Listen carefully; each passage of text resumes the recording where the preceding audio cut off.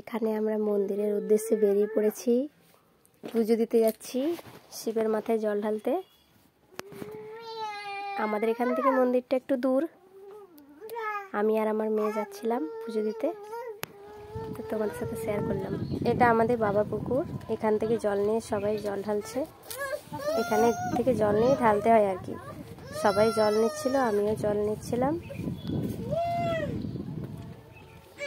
জল নেওয়া হয়ে গেছে, এবার বাবার মন্দিরের দিকে আবার রওনা দিলাম।